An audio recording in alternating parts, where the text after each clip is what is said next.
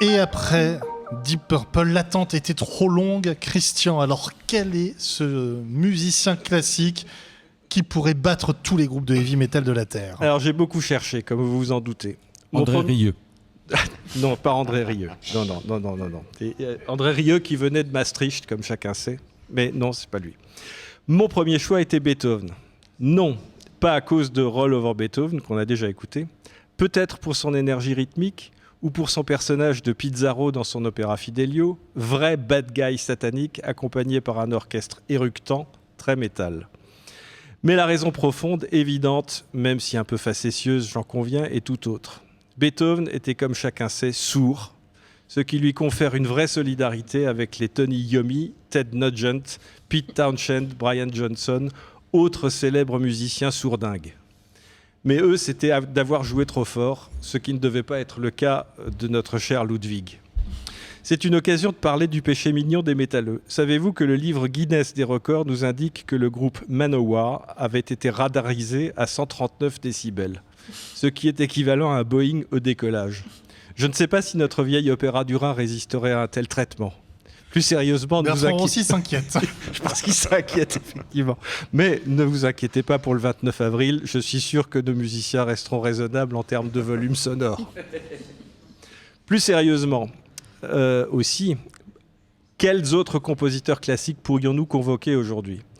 Il est d'usage de considérer que le métal est, je cite, « centré sur les impulsions de la batterie et de la guitare à la distorsion très amplifiée ». Pas de bol, la guitare à la distorsion très amplifiée est, disons-le, peu présente dans la musique classique. Il nous reste donc le rythme. De ce côté, les compositeurs classiques les plus inventifs et les plus radicaux sont ceux du début du XXe siècle, et particulièrement les Russes.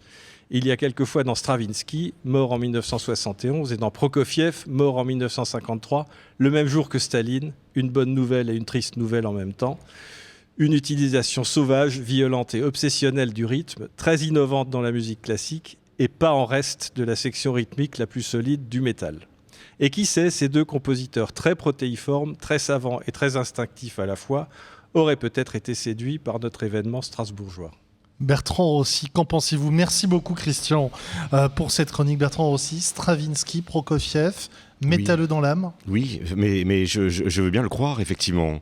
Stravinsky a été un précurseur, effectivement, au niveau du rythme. Il a inventé des rythmes que personne n'a osé proposer dans la musique classique à l'époque. Beaucoup de groupes de métal extrême se revendiquent de Stravinsky. Ben voilà, à ce oui, niveau-là. mais sûrement. Et d'ailleurs, Stravinsky, à l'époque de la création du Sacre du Printemps au Théâtre des Champs-Élysées en 1913, c'est ça, ça a fait un scandale, mais un scandale. C'est-à-dire que pendant l'œuvre, les gens ont quitté la salle, ont rouspété, et ça a été un scandale pendant les mois qui ont suivi, où le directeur a dû démissionner. Enfin, ça a été vraiment quelque chose d'incroyable. Donc finalement, le scandale finalement a de l'avenir.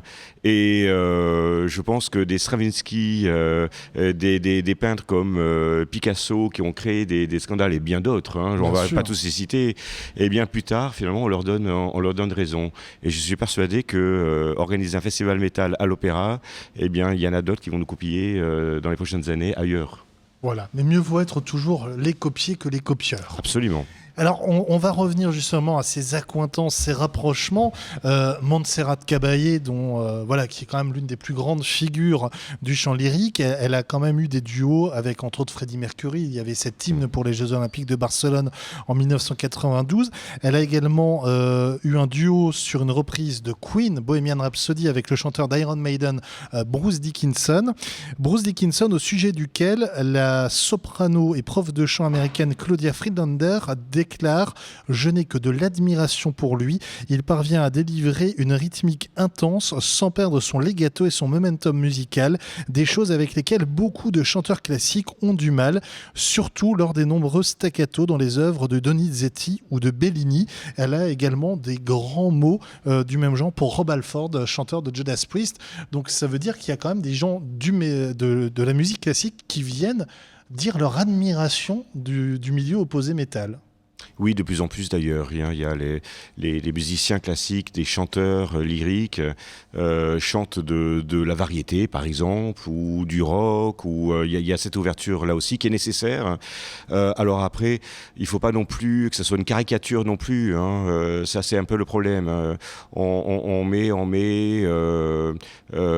sans nommer quiconque, mais des chanteurs qui n'ont pas le physique forcément des rôles, avec habillés en frac, avec la petite pochette blanche qui dépasse, le mouchoir à la main, parce que ça fait chanteur d'opéra, juste pour dire qu'il y a un décalage entre le monde actuel et l'opéra, qui, je le répète, n'est pas un art du passé. Et donc on veut souvent opposer ces deux mondes par un petit peu de caricature. Voilà, il ne faut pas tomber trop là-dedans non plus.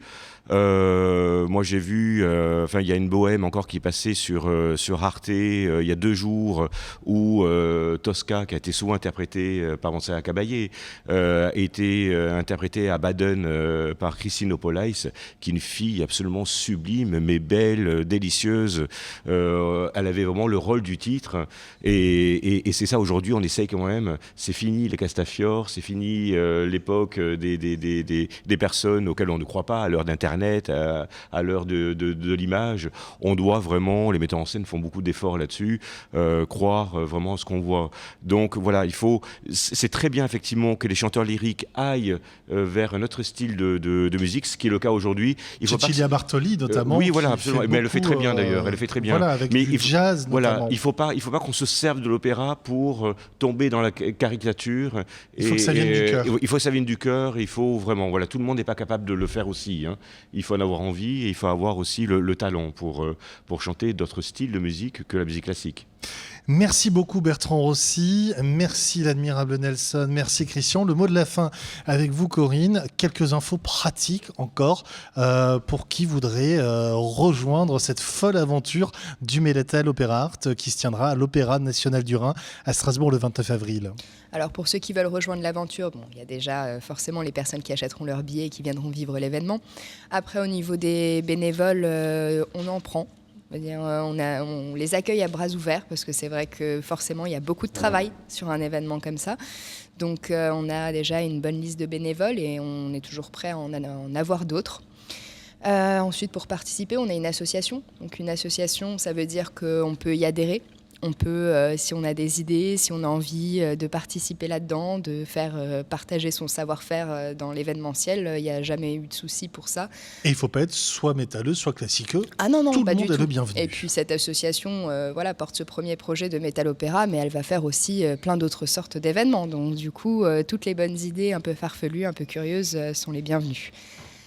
Parfait. Les billets, on les trouve... Les billets, vous les trouvez donc à la FNAC, sur les sites de vente sur Internet comme Digiticket, sur la billetterie de l'Opéra, donc en ligne et également en caisse à l'Opéra même. Oui, Bertrand aussi. J'ajoute juste une dernière chose.